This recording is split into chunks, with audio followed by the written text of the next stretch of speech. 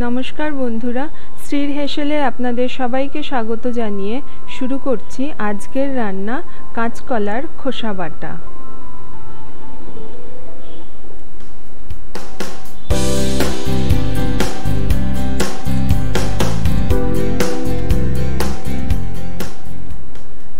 आमी तीनटे काँचकलाके सेদ্ধ करे निয়েছি।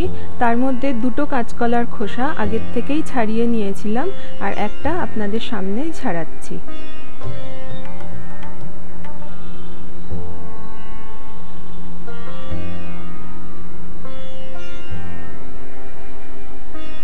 আর নিয়েছি এখানে রসুন এখানে আছে 14 থেকে 15-20 পিসের মতন আর এটাকে শুকনো খোলায় ভেজে বেটে নিয়েছি।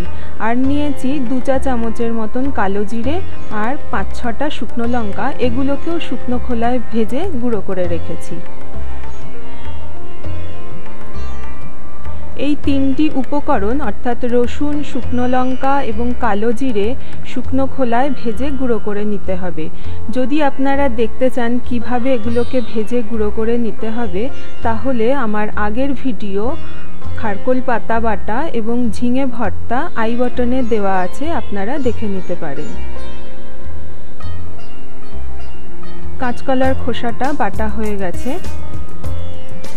আমি শিলেই বেটে নিয়েছি, আপনারা চাইলে মিক্সার গ্রাইন্ডারেও বেটে নিতে পারেন।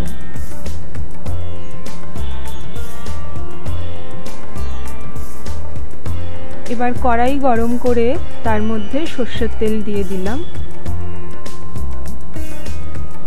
ফোড়ন হিসেবে দিচ্ছি শুকনো লঙ্কা আর একটু কালো জিরে। ফোড়নটা একটু ভেজে নিয়েই দিয়ে দেব কাঁচকলার খোসা বাটাটা।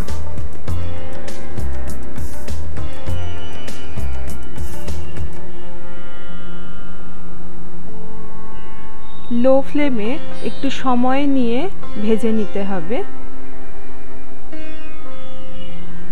কাঁচকলার খোসা বাটা খেতে কিন্তু খুবই ভালো লাগে। এখানে দিয়ে দিলাম স্বাদমতো লবণ আর সামান্য চিনি।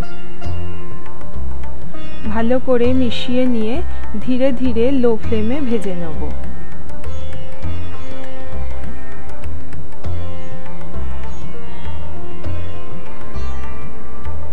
যতক্ষণ না ভাজাটা ভালোভাবে হচ্ছে অর্থাৎ একটু শুকিয়ে আসছে জলটা, ততক্ষণ ধরে কিন্তু এটাকে ভেজে নিতে হবে।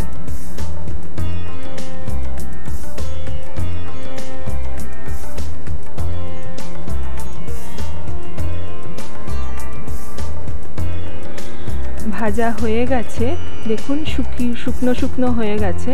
এখন আমি দিয়ে দিচ্ছি রসুন বাটা আর ভেজে রাখা কালো জিরে আর শুকনো লঙ্কার গুঁড়ো। এবার এই তিনটে উপকরণকেই ভালো করে মিশিয়ে নিতে হবে বাটার সাথে।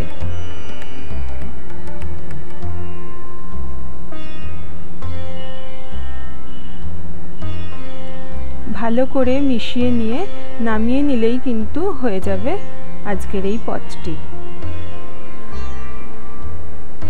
তাহলে দেখলেন তো, ফেলে দেওয়া জিনিস থেকেই বানিয়ে নিলাম অসাধারণ স্বাদের এই কাঁচকলার খোসা বাটা পদটি।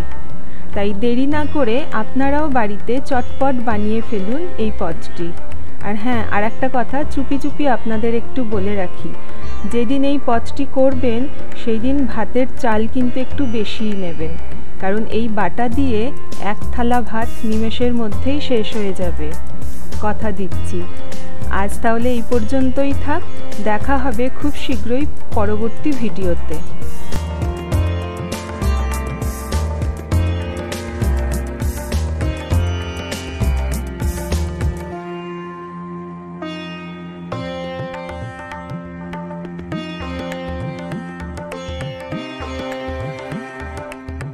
ভিডিওটি সম্পূর্ণ দেখার জন্য ধন্যবাদ। ভিডিওটি ভালো লেগে থাকলে লাইক, শেয়ার ও সাবস্ক্রাইব করার অনুরোধ রইল। ভালো থাকবেন, সুস্থ থাকবেন, ধন্যবাদ।